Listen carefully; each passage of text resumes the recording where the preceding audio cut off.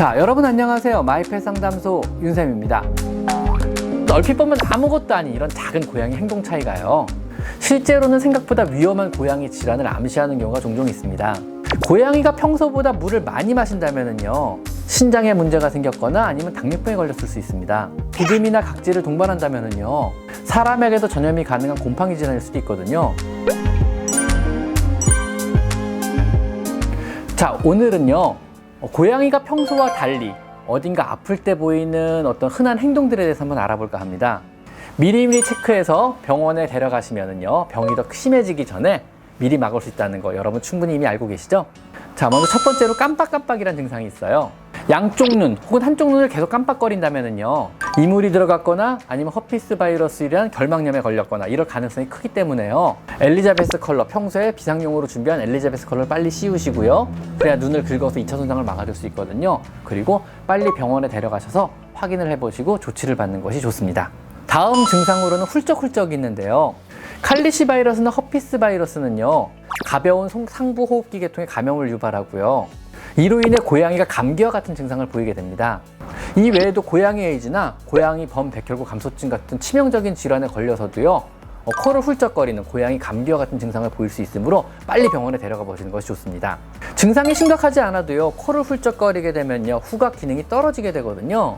후각 기능이 떨어지면은 곧바로 후각 능력의 저하로 인해서 식욕 저하를 불러와요. 식욕이 저하되면은 음식을 잘 안 먹고, 음식을 안 먹게 되면은요, 모든 질병들은 급격히 악화되기 시작하거든요.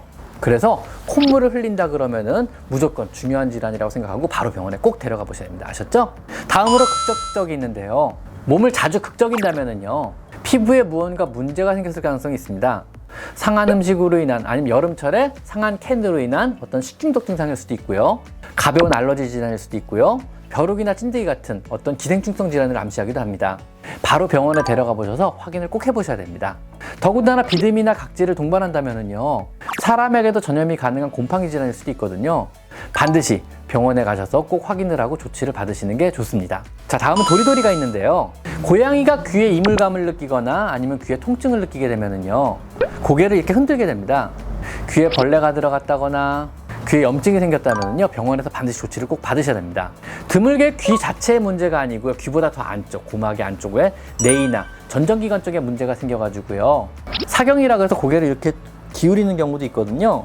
이런 경우는 빨리 병원 가서 확인해 보시는 게 좋습니다. 너무 늦으면은요, 영구의 전정기관 손상으로 인해서 중심을 잘 못 잡을 수도 있거든요. 자, 다음 증상으로는 헉헉이 있습니다. 강아지나 사람과 달리요, 고양이는 정말 호흡 곤란을 느끼지 않으면 입으로 숨을 잘 안 쉬어요. 무조건 코로만 숨쉬게 돼 있거든요. 만약에 고양이가 헉헉거리면서 입을 벌리고 개고흡이라는 걸 하기 시작하면은요, 생각보다 굉장히 큰 문제가 생긴 걸 수도 있습니다. 폐렴이나 심장병 혹은 중독이나 아니면 심한 통증성 질환에 걸렸을 수도 있으니까 바로 병원에 빨리 데려가 보셔야 됩니다. 다음은 벌컥벌컥이 있는데요, 고양이가 평소보다 물을 많이 마신다면요, 신장에 문제가 생겼거나 아니면 당뇨병에 걸렸을 수 있습니다. 고양이에서 다발하는 만성 심부전증의 초기 증상이 바로 PUPD라 그래가지고요, 물을 많이 먹고 오줌을 많이 싸는 증상이 있습니다. 아니면은 당뇨일 때도 역시 물을 많이 마시고 오줌을 많이 싸게 됩니다. 혹은요, 중성화가 안 된 여자 고양이라면 자궁축농증일 수도 있습니다. 이때도 역시 물을 많이 마시게 됩니다. 7살 이상의 나이 든 고양이가 갑자기 물을 많이 마시기 시작한다면요, 그리고 화장실에서 감자의 크기나 감자의 수가 늘기 시작한다면요, 급성 심부전증일 수도 있으니까 바로 병원에 데려가셔서 초음파 검사와 혈액 검사를 꼭 받아보셔야 됩니다. 아셨죠? 다음 와구와구가 있는데요, 동물들은요, 체내 호르몬 밸런스가 깨지면서 갑자기 식욕이 확 증가해서 마구마구 먹기도 합니다. 나이 든 고양이가 이런 비정상적인 식욕의 증가가 생기거나 비정상적인 식욕의 증가에도 불구하고 오히려 살이 빠진다면은요, 갑상선 기능 한인증이나 아니면 기생충성 질환, 당뇨병 같은 만성 소모성 질병일 수도 있습니다. 혹은 치매일 때도 역시 식욕의 증가를 보이기도 합니다. 자기가 밥을 먹고요, 밥 먹었다는 사실을 까먹는 거예요. 그리고 또 먹는 거예요. 그래서 노령묘들이 갑작스러운 식욕의 증가를 보인다 그러면은요, 빨리 병원에 데려가 보셔야 됩니다. 아셨죠? 다음은 질질이 있는데요, 엉덩이를 바닥에 끌면서 질질 끄는 행동을 보인다면은요, 고양이의 항문 옆에 양쪽 항문낭에 문제가 생겼을 가능성이 높습니다. 항문낭에 분비물이 너무 쌓여가지고 이물감을 느꼈다든가, 아니면은 기생충이 생겼다든가, 아니면 항문낭에 염증이 생겼다든가, 이런 문제일 수 있거든요.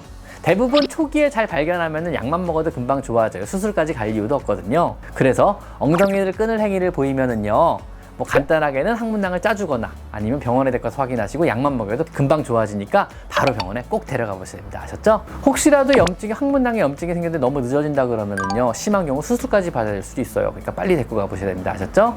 이렇듯 얼핏 보면 아무것도 아닌 이런 작은 고양이 행동 차이가요, 실제로는 생각보다 위험한 고양이 질환을 암시하는 경우가 종종 있습니다. 그러니까 이런 증상들 잘 기억하고 관찰하셨다가 이상을 보이면은 바로 병원에 데려간다는 거 꼭 기억하고 계셔야 됩니다. 아셨죠? 자, 오늘은 여기까지 마이펫 상담소 윤쌤입니다. 감사합니다.